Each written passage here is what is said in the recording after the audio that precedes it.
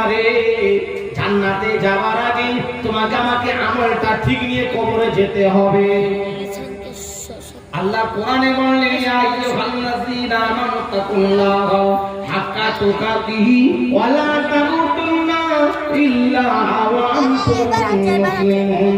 বান্দা তোরা প্রকৃত মুমিন না হয়ে কবরে যাবি না, এবং আমি আল্লাহকে ভয় করার মতো কথা ভয় করো। আল্লাহ নিজেই বলে যে বান্দা ভয় করার মতো আমাকে আপনাকে ভয় করতে হবে। আল্লাহকে আমরা কেমন ভয় করি? কালু বাবা বলছে, যদি গ্রামে বিপদ হয় তখন আমরা একটু আল্লাহ বলে, আল্লাহ এই বিপদ থেকে হেফাজত করো। আর বিপদে যখন চলে গেল তখন আমরা আল্লাহকে ভুলে যাই। এই মসজিদে নামাজ পড়লে এই মসজিদ আমার আপনার জন্য আল্লাহ নাজাতের জারিয়া করে দেবে। যদি বলুন না সুবহানাল্লাহ। এই মসজিদ আমার আপনার জন্য কাওয়া হয়ে আল্লাহ তোমার বান্দা এই মসজিদে গিয়ে আল্লাহ পাকের ইবাদত করে। নামাজের কত বড় ফজিলত, কত বড় বরকত। হযরত বাইজির গোস্তামি রাহমাতুল্লাহ আলাইহি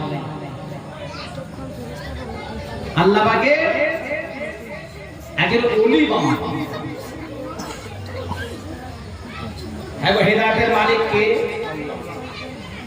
বাবা যে একটু সামনে চলে আসেন, না সামনে একটু আসেন, কষ্ট করে একটু কষ্ট করে চলে আসেন। আমার জন্য আসবেন না, আল্লাহ আল্লাহ রাসূলের জন্য একটু সামনে দিকে চলে আসেন, একটু কষ্ট করে আসেন।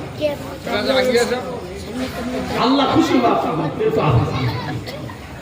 মধ্যে ফাঁকা জায়গা রাখলে শয়তান প্রবেশ করে, এবং শয়তান আমার আপনার মধ্যে ওয়াসওয়াসা সৃষ্টি করে। ওয়াসওয়াসা সৃষ্টি করে।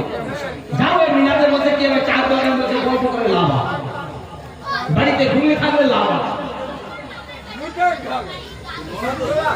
10-20 বছর আগে গ্রামে মিলাদ মাহফিল হবে, বাতাসাতে মিলাদ হতো। কি গো বাবাজি, কি দিয়ে মিলাদ হতো? বাতাসা, চিড়া দিয়ে, বাতাসা দিয়ে সুজির ক্ষীর করে মিলাদ হতো। সেই মিলাদের একটা ইন্টারেস্ট ছিল আলাদা। মিলাদে বসতে চাইতো, শুনতে চাইতো, হুজুরের কথা, আলেমদের কথা তারা গ্রাহ্য করত। আর এখন আমরা কি করি?